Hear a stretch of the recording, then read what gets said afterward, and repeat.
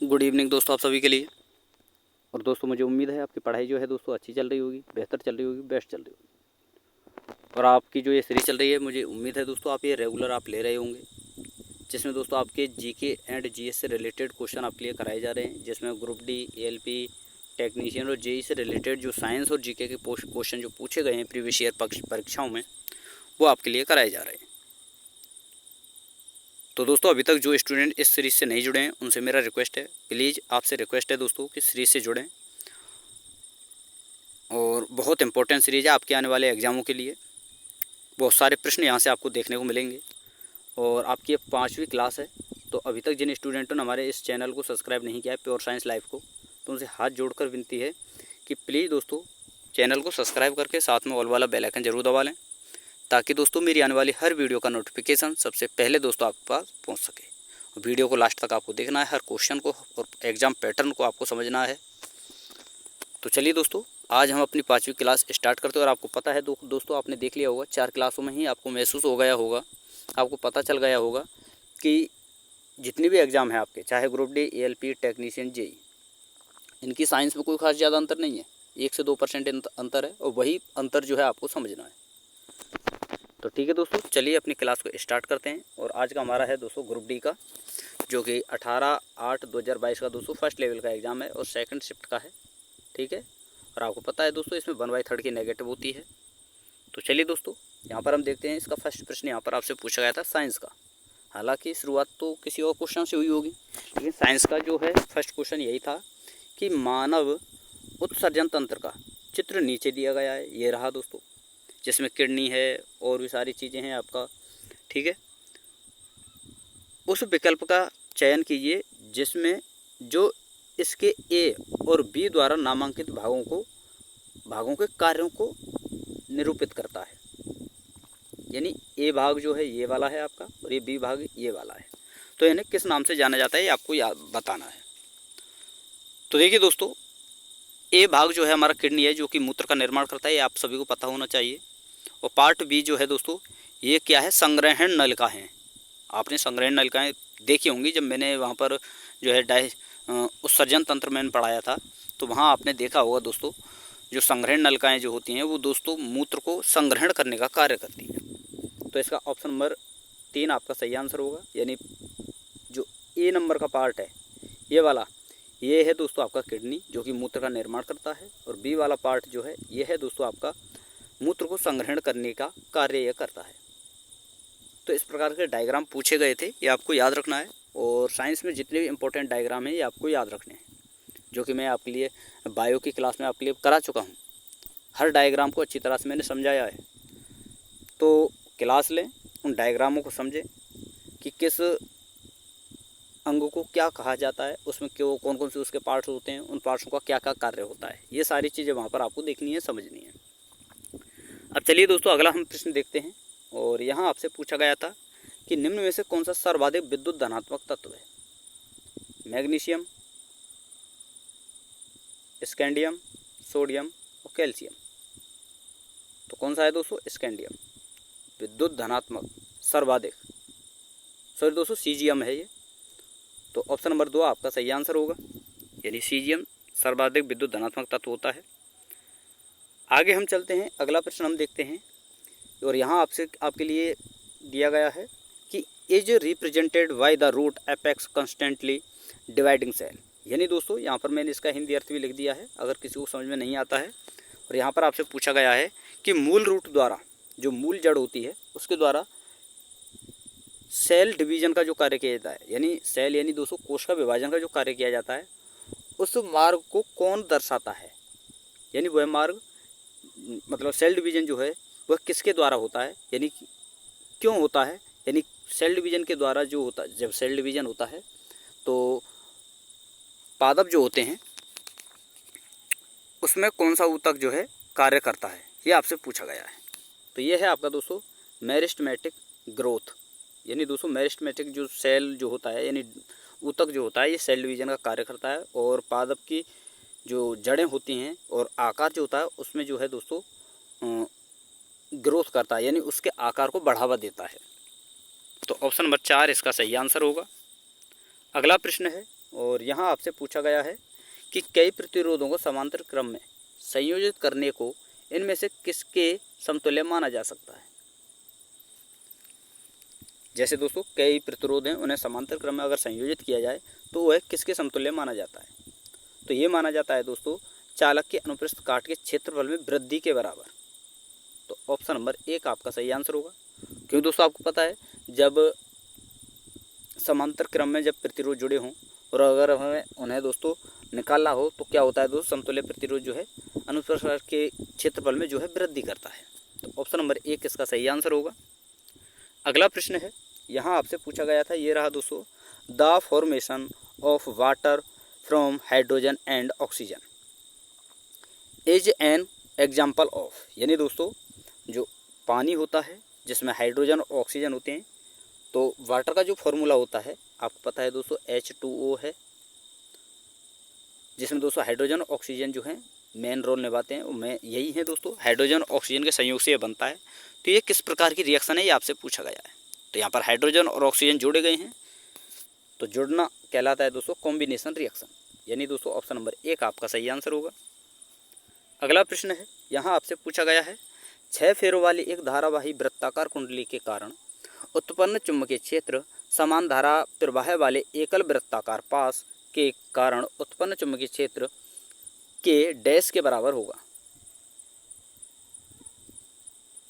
यहाँ पर 6 फेरे दिया है, 4 फेरे होता तो 4 गुने, 6 फेरे होता तो 6 गुने, 7 फेरे होता 7 गुने। तो यहाँ पर 6 फेरे दिया है तो 6 गुने होगा, ये आपको याद रखना है। तो ऑप्शन नंबर 3 आपका सही आंसर होगा। ये शॉर्ट तरीका आपके लिए बता रहा हूँ। अगर इस प्रकार का प्रश्न आ जाए तो आपको केवल यहाँ पर देखना है कि फेरों की संख्या कितनी है। ठीक है, अब चलिए दोस्तों अगला प्रश्न हम देखते हैं। और यहाँ आपसे पूछा गया है कि लैंगिक जनन करने वाले एक जीव में गुणसूत्रों की संख्या 2n बराबर 18 है, यानी 18 है, तो इसमें अलैंगिक गुणसूत्रों की संख्या क्या होगी। तो ये होता है दोस्तों 2n-2। ये इस प्रकार का फॉर्मूला आपने पढ़ा होगा। तो 2n की संख्या दी गई है 18, तो उसमें -2 कर दीजिए, 16 होगा। ऑप्शन नंबर 3 आपका सही आंसर होगा। अगला प्रश्न है, यहाँ आपसे पूछा गया है, अजैव निम्नकरणीय प्लास्टिकों से संबंधित निम्नलिखित में से 3 कथन जंतु, पादप और हमारे आसपास के वातावरण पर उनके प्रभाव को दर्शाते हैं। असंगत कथन का चयन कीजिए। यानी ये जो आपके सामने कथन दिया गया है इसके बारे में आपको असंगत, जो कि इससे रिलेटेड नहीं है, इस कथन की विशेषता को गलत दर्शाता है, वो आपको चुनना है। तो फर्स्ट है दोस्तों, यह मृदा की उर्वरकता शक्ति को कम करता है। बिल्कुल सही है दोस्तों। अजैव निम्नकरणीय यानी जिनका जो है दोस्तों सूक्ष्म जीवों के द्वारा जो है विभाजन नहीं किया जा सकता। ठीक है, जो कि कई दिनों तक, कई सालों तक जो है उसी अवस्था में रहते हैं। अगला है दोस्तों, जानवरों द्वारा खाए जाने वाले घातक साबित हो सकते हैं। बिल्कुल सही है दोस्तों। ये नालियों को जमा कर देते हैं। बिल्कुल सही है। प्लास्टिक के थैले टिकाऊ होते हैं। बिल्कुल गलत है दोस्तों। आपने कभी मार्केट में गए होंगे, थैलियाँ देखी होंगी, प्लास्टिक की थैलियाँ, जिसमें आप सब्जी भी लेकर आते होंगे, तो थोड़ा सा टिकाऊ थोड़े ही होते हैं, वो तो खाली एक फॉर्मेलिटी के लिए होते हैं। तो ऑप्शन नंबर 4 इसका सही आंसर होगा। अगला प्रश्न हम देखते हैं। और यहाँ आपसे पूछा गया था कि a metallic wire having resistivity P is cut into 4 equal part. The resistivity of each part is. यानी दोस्तों कोई मेटल का वायर है जिसकी रेजिस्टिविटी P है और उसे 204 इक्वल पार्टों में काट दिया गया। आया समझ में? तो उसकी रेजिस्टिविटी पर क्या प्रभाव पड़ेगा, यानी उसके प्रत्येक पार्ट की रेजिस्टिविटी क्या होगी। तो देखिए दोस्तों, मेटल एक ही है, ऐसा नहीं है मेटल हमने बदला है। मेटल तो वही है, जैसे कॉपर का तार है उसे 4 भागों में काट दीजिए, एल्युमिनियम का उसे 4 भागों में काट दीजिए, तो मेटल तो वही है, मेटल थोड़ी बदला है। मेटल बदलता तो रेजिस्टिविटी बदलती, तो मेटल नहीं बदला है, चाहे उसे आप कितने भी पार्टों में काटिए उसकी रेजिस्टिविटी P ही रहेगी। तो ऑप्शन नंबर 2 आपका सही आंसर होगा। अगला प्रश्न है। और यहाँ आपसे पूछा गया था, डैश का रासायनिक नाम कैल्शियम सल्फेट डाइहाइड्रेट है। तो ये होता है दोस्तों जिप्सम का।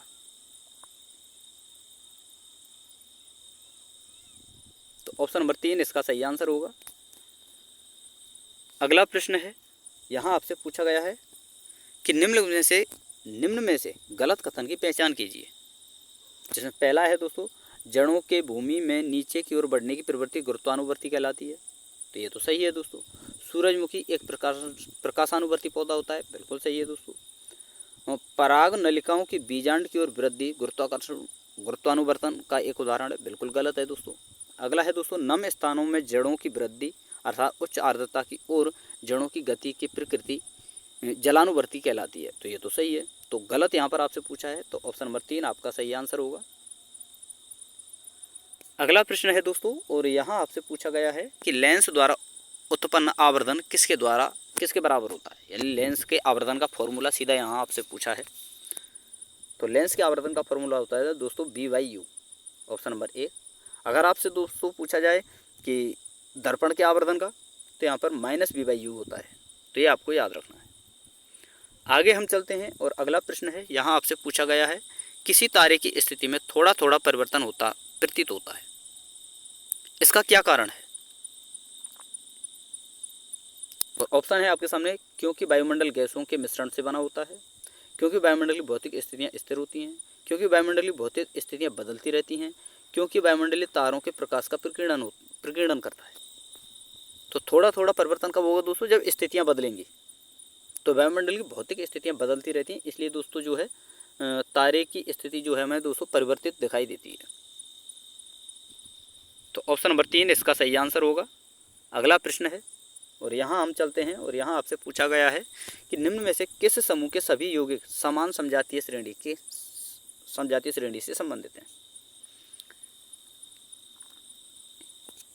तो यहाँ पर आपको इन 4 ऑप्शनों में से पहचानना है समजातीय कौन से हैं।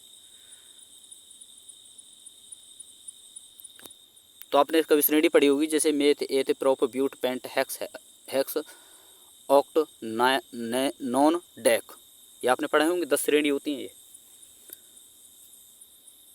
तो मेथ, एथ और प्रोप, मेथ, एथ और प्रोप, ये 3 श्रेणी यहाँ पर दी गई हैं। मेथ, एथ, प्रोप, ब्यूट और पेंट। प्रोप, ब्यूट और पेंट, ये प्रोप है आपका, यानी प्रोपेन, यानी ये ब्यूटेन, ये पेंटेन। अब ये आप कैसे निकाल सकते हैं। तो देखिए दोस्तों, जैसे कि दोस्तों इसका फॉर्मूला होता है, जैसे एल्केन, ये आपने पढ़ा है, एल्कीन, और एक होता है दोस्तों एल्काइन। ठीक है, ये 3 होते हैं, ये तो आपको पता ही होगा, और इनके फॉर्मूले भी आपको याद होंगे। तो एल्केन श्रेणी का हम कैसे निकालेंगे, तो इसका फॉर्मूला क्या होता है दोस्तों, 2n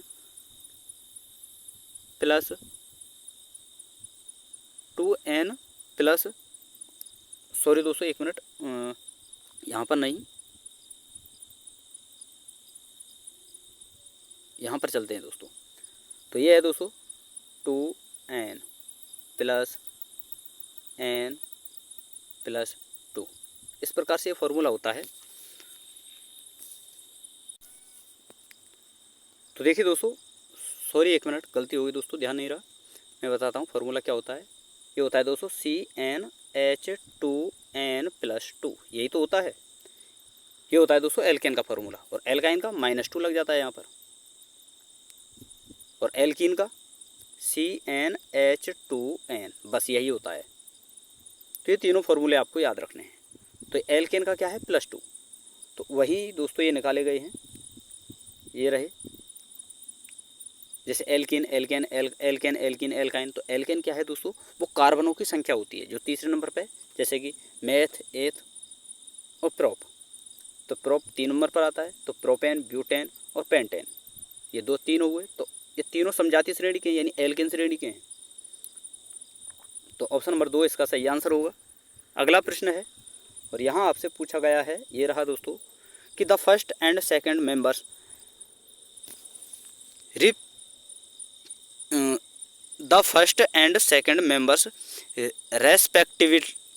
respectively of the ketone homologous series are. यानी कीटोन सीरीज के जो दोस्तों कीटोन सीरीज जो होती है आपकी, उसके फर्स्ट एंड सेकंड मेंबर यहाँ पर आपसे पूछा गया है क्या है। तो प्रोपेन और ब्यूटेन 2 ही होते हैं, meth, eth, prop, meth, eth, prop और ब्यूट, दो ही होते हैं, प्रोपेन और ब्यूटेन। तो ऑप्शन नंबर 1 इसका सही आंसर होगा। अगला प्रश्न है और यहाँ आपसे पूछा गया है मेंडलीव के आवर्त नियम के अनुसार इनमें से कौन सा सत्य है।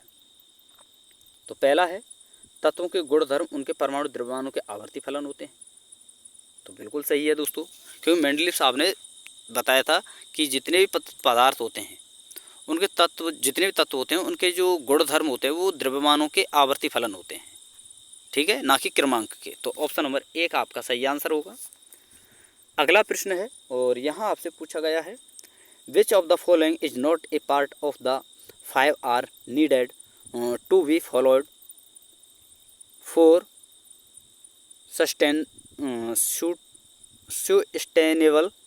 Sustainable development. यानी दोबारा से किसी चीज़ को जो है अगर हम प्रयोग में ला सकते हैं तो उसे हम 5 आर से दर्शाते हैं। इसके 5 पार्ट होते हैं जिसमें रिपर्पोज, रीजनरेशन, रिसाइकल, रिफ्यूज। तो वहाँ आपसे पूछा है इनमें से कौन सा पार्ट नहीं है। तो रीजनरेशन नहीं है। रीजनरेशन होता है दोस्तों एक प्रकार से जो है जैसे मान लीजिए दोस्तों किसी जीव की पीढ़ी को आगे बढ़ाना, दोबारा से जो है उनमें निषेचन करवाना। तो ये गलत है, ऑप्शन नंबर 2 इसका सही आंसर होगा। गलत ही आपसे पूछा है कि कौन सा पार्ट 5 आर का नहीं है। अगला प्रश्न हम देखते हैं और यहाँ आपसे पूछा गया है कि निम्न में से कौन सा औषधीय पादप रक्तचाप के उपचार के लिए सबसे अच्छी औषधि माना जाता है या सबसे अच्छी औषधि है। किसके लिए दोस्तों? रक्तचाप के लिए। तो यह है दोस्तों सर्पगंधा, ऑप्शन नंबर 2 आपका सही आंसर होगा। अगला प्रश्न है और यहाँ आपसे पूछा गया है कि एक प्रकाशिक उपकरण बाई की फोकस दूरी धनात्मक है तो बाई एक क्या है। तो देखिए दोस्तों बाई या तो उत्तल लेंस है या उत्तल दर्पण। अवतल लेंस अवतल दर्पण नहीं है, उसकी तो ऋणात्मक होती है, लेकिन उत्तल लेंस की धनात्मक। तो ऑप्शन नंबर 3 इसका सही आंसर होगा। अगला प्रश्न है और यहाँ आपसे पूछा गया है कास्टिक सोडा का उपयोग सामान्यतः डैश में नहीं किया जा सकता। तो कपड़ा उद्योग में किया जाता है। ये सारी चीज़ें मैंने पढ़ाई हुई हैं, जैसे कास्टिक सोडा हुआ, अमोनिया हुआ, इन सब का उपयोग कहाँ किया जाता है? डिटर्जेंट उद्योग में, कागज एवं लुगदी उद्योग में, अमोनिया निर्माण में, इसमें नहीं किया जाता। ऑप्शन नंबर 4 आपका सही आंसर होगा। दो कास्टिक सोडा का उपयोग कहाँ किया जाता है, जिप्सम का उपयोग कहाँ किया जाता है, सारी चीज़ें मैंने पढ़ाई हुई हैं। और दोस्तों वीडियो अगर आपको अच्छी लग रही हो तो वीडियो को लाइक करते चलें, शेयर करते चलें। और जिन स्टूडेंटों ने अभी तक चैनल को सब्सक्राइब नहीं किया है उनसे भी मेरा रिक्वेस्ट है कि चैनल को सब्सक्राइब करके साथ में ऑल वाला बेल आइकन जरूर दबा लें, ताकि दोस्तों मेरी आने वाली हर वीडियो का नोटिफिकेशन सबसे पहले दोस्तों आपके पास पहुँच सके। तो चलिए दोस्तों अब आगे चलते हैं और अगला प्रश्न हम देखते हैं। और यहाँ आपसे पूछा गया है, अब आ चुके हैं दोस्तों आपके जीके के कुछ प्रश्न, जिसमें पहला है दोस्तों भारतीय राजभाषा अधिनियम इनमें से किस वर्ष पारित किया गया था। तो भारतीय राजभाषा अधिनियम पारित किया गया था दोस्तों 1963 में। ऑप्शन नंबर 3 इसका सही आंसर होगा। अगला प्रश्न है, यहाँ आपसे पूछा गया है एशियाई शेरों की आबादी बड़े पैमाने पर डैश के संरक्षित उद्यान क्षेत्र में निवास करती है। तो एशियाई जो शेर होते हैं वो पाए जाते हैं दोस्तों गिर राष्ट्रीय उद्यान में, जो कि गुजरात में है आपका। और ऑप्शन नंबर 1 इसका सही आंसर होगा। और अगला प्रश्न है और यहाँ आपसे पूछा गया है, ये रहा दोस्तों, कि कौन सा अनुच्छेद जीवन और व्यक्तिगत स्वतंत्रता के संरक्षण से संबंधित है। तो अनुच्छेद 21 होता है। ऑप्शन नंबर 4 आपका सही आंसर होगा। अगला प्रश्न है, यहाँ आपसे पूछा गया है कि औपनिवेशिक भारत की भारतीय आबादी का लगभग 50% भाग अर्थव्यवस्था में इनमें से किस क्षेत्र पर निर्भर था। तो ये था दोस्तों कृषि पर। अब जैसे जैसे दोस्तों उद्योग बढ़ने लगे, जनसंख्या बढ़ने लगी, कृषि के लिए जो ज़मीन है वो कम होने लगी, तो ये लगभग दोस्तों 65 या 60 के समथिंग है। लेकिन पहले शुरुआत में जो है दोस्तों 80% जो है अर्थव्यवस्था हमारी जो भारत की अर्थव्यवस्था है वो किस पर निर्भर करती थी? कृषि पर, जो कि घटकर अब आपकी 60 से 65% रह चुकी है। तो इसका ऑप्शन नंबर 3 आपका सही आंसर होगा। अगला प्रश्न है और यहाँ आपसे पूछा गया है बंगाल में सामाजिक धार्मिक सुधारों की प्रेरणा राजा राममोहन राय द्वारा इनमें से किसकी स्थापना की गई थी। तो राजा राममोहन राय द्वारा दोस्तों स्थापना की गई थी आत्मीय सभा की। ऑप्शन नंबर 1 आपका सही आंसर होगा। और अगला प्रश्न है यहाँ आपसे पूछा गया है कि कुसुम, शीशम, खैर, अर्जुन, शहतूत किस प्रकार की वनस्पति के प्रमुख वृक्ष हैं। तो ये होते हैं दोस्तों आपके उष्णकटिबंधीय पर्णपाती वन के। तो ऑप्शन नंबर 4 इसका सही आंसर होगा। और अगला और अंतिम प्रश्न है दोस्तों आपका, और ये है कि देश का पहला व्यावसायिक स्तर का बायोमास आधारित हाइड्रोजन संयंत्र मध्य प्रदेश के किस जिले में स्थापित किया जाएगा। ये 2022 का क्वेश्चन है दोस्तों, लेकिन स्थापित हो चुका है। तो ये आगे आपसे पूछा जा सकता है बदल कर, जैसे कि दोस्तों देश का पहला जो है व्यावसायिक स्तर का बायोमास आधारित हाइड्रोजन संयंत्र किस राज्य में स्थित है, इस प्रकार से भी आपसे पूछा जा सकता है। तो जैसे कि मध्य प्रदेश के किस जिले में स्थित है या किस राज्य में स्थित है, राज्य पूछे तो मध्य प्रदेश और जिला पूछे तो मध्य प्रदेश का खंडवा जिला। तो ऑप्शन नंबर 2 इसका सही आंसर होगा। तो दोस्तों आज की क्लास के आपके ग्रुप डी से रिलेटेड आपके प्रश्न थे, और आपका पेपर था दोस्तों 18/8/2022 का सेकंड शिफ्ट का। तो दोस्तों हमारी यहाँ पर ये सीरीज समाप्त होती है, और वीडियो अगर आपको अच्छी लगी हो तो वीडियो को लाइक कर दें दोस्तों, शेयर कर दें। और जिन स्टूडेंटों ने अभी तक चैनल को सब्सक्राइब नहीं किया है उनसे मेरा रिक्वेस्ट है कि चैनल को सब्सक्राइब करके साथ में ऑल वाला बेल आइकन जरूर दबा लें, ताकि दोस्तों मेरी आने वाली हर वीडियो का नोटिफिकेशन सबसे पहले दोस्तों आपका पहुँच सके।